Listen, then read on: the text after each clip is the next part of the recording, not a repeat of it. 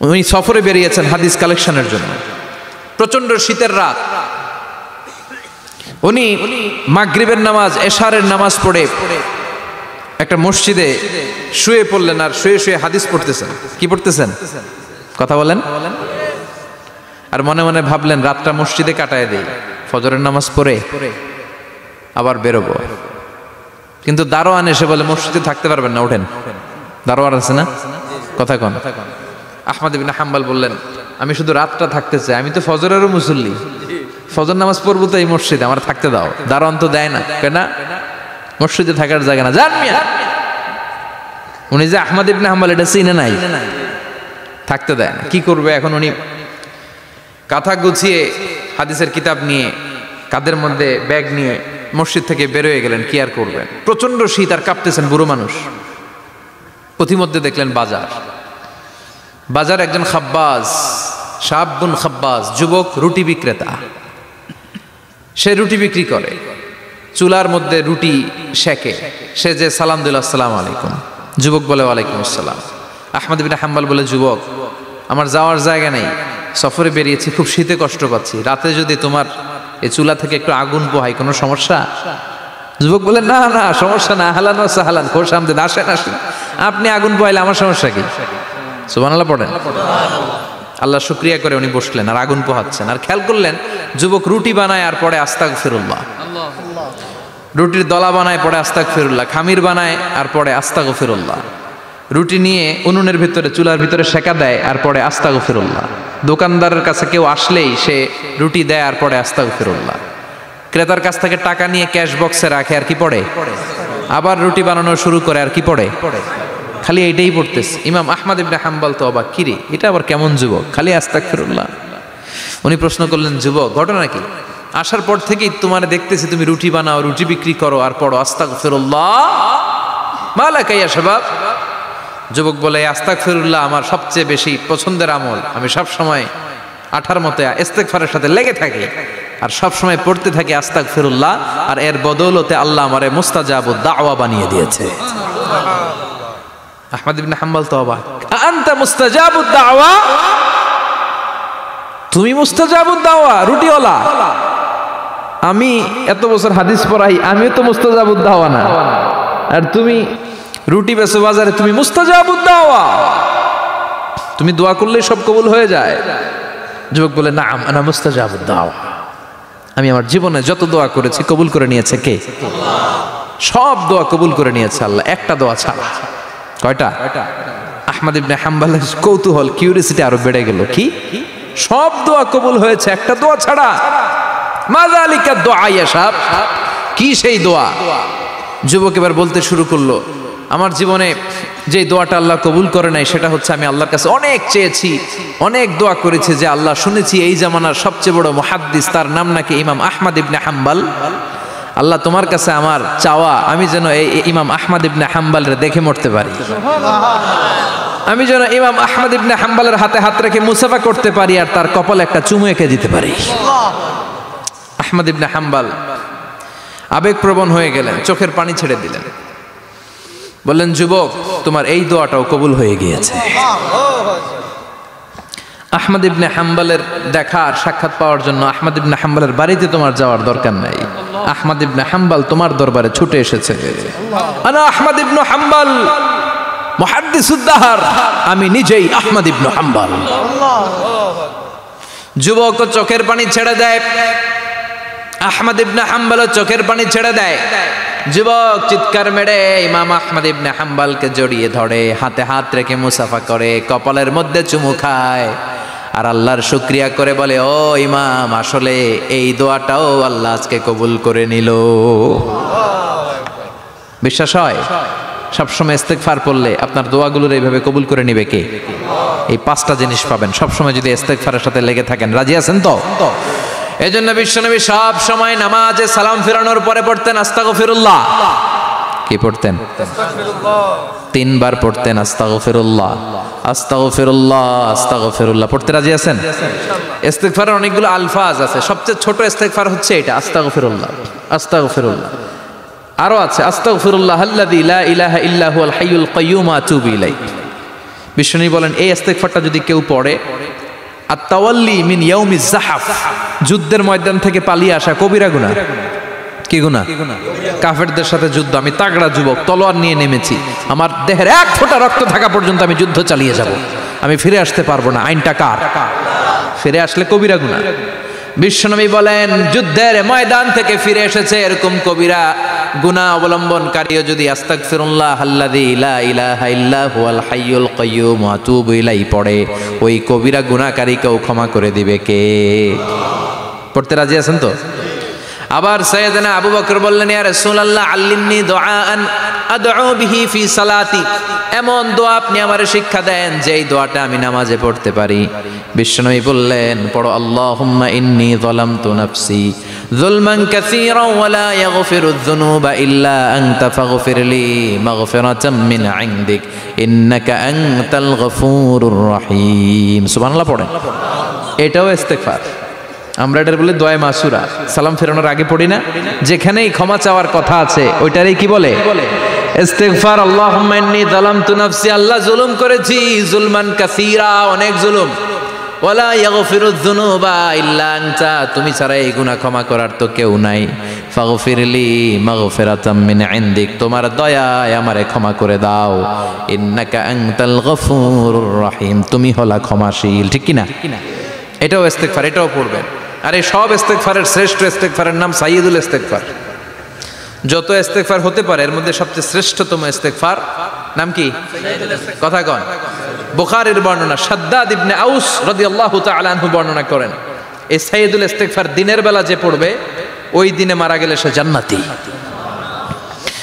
এই সাইয়্যিদুল ইস্তেগফার রাতের বেলা যে পড়বে ওই রাতে যদি ইন্তেকাল হয় ওই লোকটা জান্নাতি। মুখস্থ আছে না? কার কার মুখস্থ হাত তুলেন। মাশাআল্লাহ, তাবারাকাল্লাহ, মাশাআল্লাহ, মাশাআল্লাহ।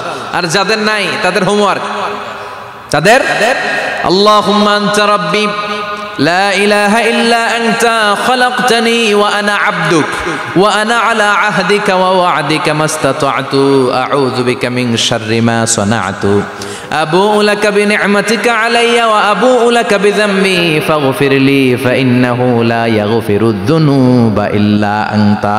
সুবহানাল্লাহ পড়েন। আজকে রাতে পড়ছেন, মারা গেলে জান্নাতি। চিল্লায় পড়েন না আল্লাহু আকবার। এজন্য বিশ্বনবী বলেন আমার আগের গুনাহ মাফ, পরের গুনাহ মাফ, তারপরেও প্রতিদিন আমি 70 বার তওবা ইস্তেগফার পড়ি। আজকে থেকে পড়তে রাজি আছেন তো? বেশি বেশি ইস্তেগফার পড়া যাবে না? একটু প্রাণ খুলে দিল খুলে আওয়াজ করে পড়েন তো আস্তাগফিরুল্লাহ। আর জোরে পড়েন আস্তাগফিরুল্লাহ। আবার সবাই পড়েন আস্তাগফিরুল্লাহ। সব সময় তওবা ইস্তেগফার যারা পড়ে তাদেরকে পছন্দ করে কে? সব সময় জিকির করে করে জিহ্বাটারে যারা ভিজিয়ে রাখে তাদেরকেও পছন্দ করে কে?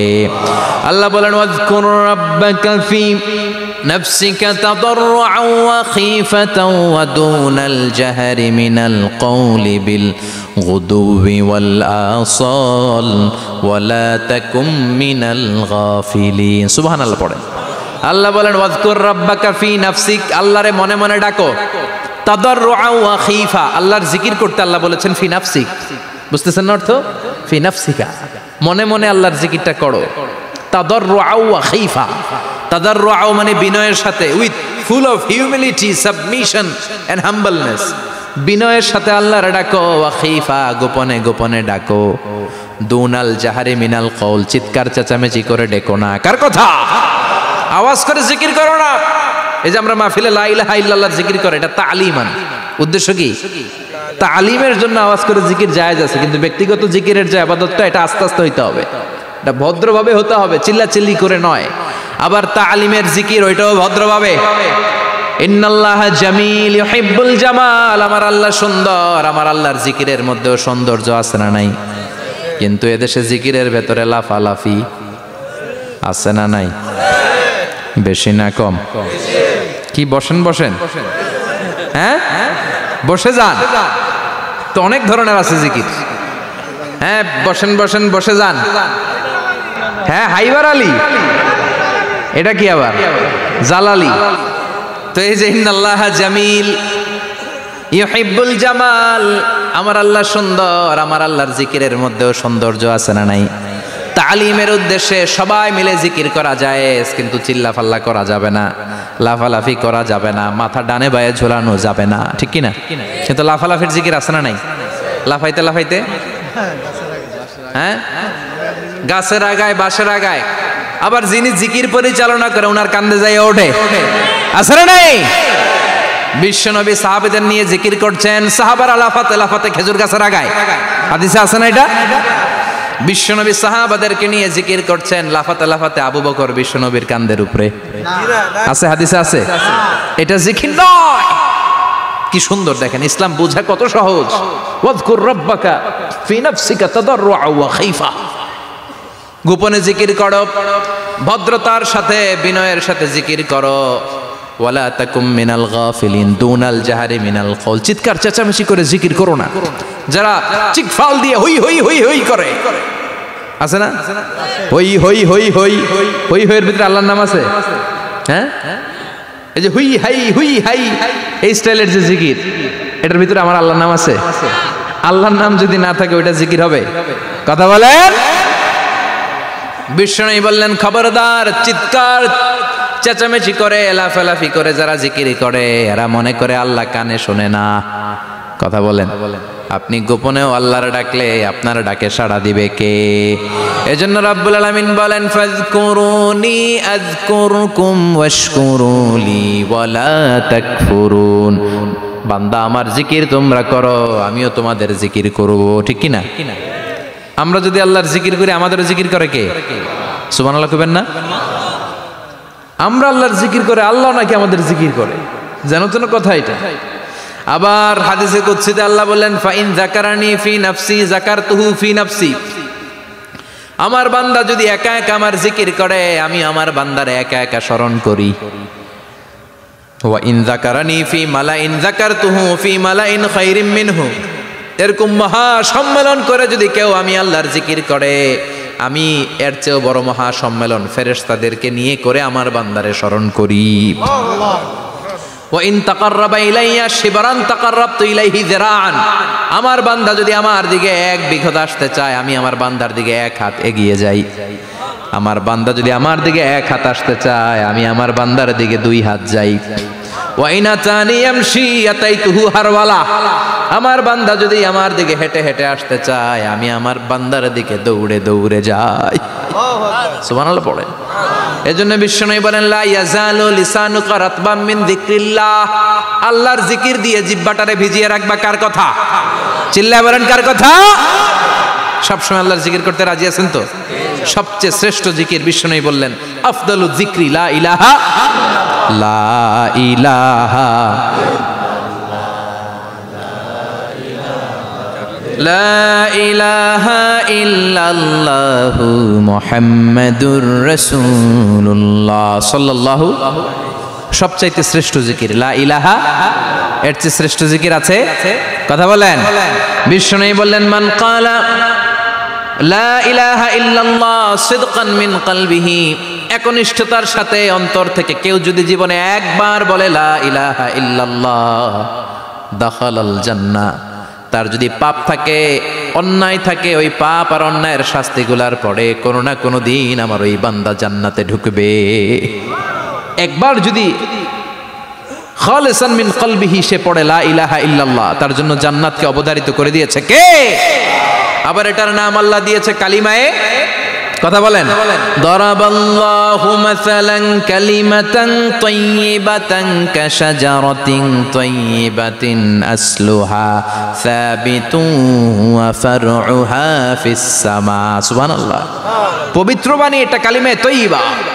আবু সাঈদ আল খুদরি থেকে বর্ণিত, মুস্তাদরাকে হাকিম আর সহিহ ইবনে হিব্বানে এসেছে, বিশ্বনবী বলেন মুসা আলাইহিস সালাম আল্লাহর একবার প্রশ্ন করলেন ইয়া রাব আল্লিমনি দুআন আদউ বিহি, আপনি আমার এমন একটা জিকির শিক্ষা দেন যেই জিকির দিয়ে আমি শুধু আপনার জিকির করব, কেউ এই জিকির করতে পারবে না। এই জিকির জানবো শুধু আমি আর জানবেন। কথা কোন? প্রশ্ন করছে কে? হ্যাঁ, কাকে করেছে? আল্লাহ এমন একটা জিকির শিখান যেই জিকির কেউ জানে না, আমি জানবো, আর ওই জিকির দিয়ে প্রাণ ভরে আপনারে ডাকবো। আল্লাহ বললেন মুসা পড়ো লা ইলাহা লা ইলাহা ইল্লাল্লাহু মুহাম্মাদুর রাসূলুল্লাহ। মুসা আলাইহিস সালাম বললেন আল্লাহ চাইলাম কি, কইলেন কি? লা ইলাহা তো জাতীয় জিকির, এটা তো আন্তর্জাতিক জিকির, এটা জানে না এমন কেউ নাই। এমনকি হিন্দু ভাইরাও জানে। কথা কন আল্লাহ, আমি তো চাইছিলাম এক্সক্লুসিভ আমার জন্য স্পেশাল, এর চেয়ে সুন্দর আর কেউ জানবে না। এত সুন্দর একটা জিকির আপনি দিবেন, এটা আমি ডাকবো আপনারে আর আপনি শুনবেন। আল্লাহ বললেন মুসা এর চেয়ে দামি আমার কাছে নাই। লাউ তাদউ লা ইলাহা ইল্লাল্লাহ ফি কাফা, লা ইলাহা রে যদি মুসা এক পাল্লায় রেখে দাও, ওয়াস সামাওয়াতু সাবউ ওয়াল আরদিন, সাত আকাশ সাত জমিন যদি আরেক পাল্লায় রেখে দাও, লা ইলাহা এক পাল্লায়, সাত আকাশ সাত জমিন আরেক পাল্লায় ওজন যদি দাও, লা রাজাহাত কাফাতু লা ইলাহা ইল্লাল্লাহ, মুসা দেখবা মুহূর্তের মধ্যে লা ইলাহা ইল্লাল্লাহর পাল্লা ভারী হয়ে গেছে। সাত আকাশ সাত জমিন এক পাল্লায়, শুধু লা ইলাহা ইল্লাল্লাহ এক পাল্লায়, মুহূর্তে লা ইলাহার পাল্লাটারে ভারী করে দিবে কে? এটা বিপ্লবী বাণী। আমরা এটার ভিক্ষার মধ্যে লাগাইছি। এখন ভিক্ষা করার সময় লা ইলাহা আছে না নাই? একটা টাকা দিয়া যান আমি গরিব ইনসান, আর সমান একটা টাকা দিয়া যান আমি গরিব ইনসান, আছে না নাই? জুমার নামাজের সময় ভিক্ষা করে একটা টাকা দিয়া যান, আর লা ইলাহার জিকির লগে আছে না নাই? এটা আমরা ভিক্ষার জিকির বানাইছি, এটা তো বিপ্লবী বাণী। এই বাণীর পক্ষে যারা, তারা ন্যায় আর সত্যের পক্ষে চিল্লায় বলেন ঠিক কিনা? এই বাণীতে যারা বিশ্বাস করে তারা এক আল্লাহর সামনে মাথা নত করে দেয়। গোটা পৃথিবীর কোন শক্তির সামনে ওই মাথা নত হয় না, ঠিক কিনা? এই লা ইলাহা যারা আমরা মানি, আল্লাহ ছাড়া কারো সামনে মাথা নত করব? কোন শক্তি আমাদের মাথা নত করাতে পারে? এই কালেমার আন্দোলন যারা করে তারা আল্লাহ ছাড়া পৃথিবীর কাউরে ভয় পায় না। আর তারা চায় কালেমার পতাকা পৃথিবীর মধ্যে যেন পথ করে উড়ে, ঠিক কিনা? বাংলার জমিনে কালেমার পতাকা উড়ুক আমরা চাই কি চাই না? কোনো একদিন এ দেশের আকাশে কালিমার পতাকা উড়বে, সেদিন সবাই খোদাই বিধান পে দুঃখ বেদনা ভুলবে। কোনো একদিন এ দেশের আকাশে কালিমার পতাকা উড়বে, সেদিন সবাই খোদাই বিধান পে দুঃখ বেদনা ভুলবে। চিৎকার করে বলেন ঠিক কিনা? এই কালেমার সমাজ যদি হয়, ওই সমাজে কেউ লাঞ্ছিত হবে না, ওই সমাজে কোনো নারী নিগৃহীতা হবে না, ওই সমাজের কোনো কাজের মেয়েরা ধর্ষিতা হবে না, ওই সমাজে দুর্নীতি থাকবে না, ঘুষ থাকবে না, চাঁদাবাজি থাকবে না, টেন্ডারবাজি থাকবে না। সমাজটারে শান্তি দিয়ে সমৃদ্ধ করে দিবে কে? এজন্য সব সময় জিকির করতে হবে একজনের, চিল্লায় বলেন তিনি কে? শ্রেষ্ঠ জিকির হচ্ছে লা ইলাহা। করতে রাজি আছেন? সব সময় জিকিরটা করতে রাজি আছেন? Every night and every day, every night and every day, never forget to say la ilaha illallah, never forget to say la ilaha illallah. পড়েন, every night and every day, every night and every day, never forget to say la ilaha illallah, never forget to say la ilaha illallah, never forget to say la ilaha illallah. When you're walking down the street, use your time and repeat and say in every heartbeat la ilaha illallah. When you're walking down the street, use your time and repeat and say in every heartbeat La ilaha illallah. Every night and every day, every night and every day, never forget to say La ilaha illallah. চিল্লায় বলেন ঠিক কিনা? দিনে রাতে যে কোনো মুহূর্তে আমাদের জিহ্বার মধ্যে থাকবে কি? কথা বলেন, জিহ্বায় থাকবে কি?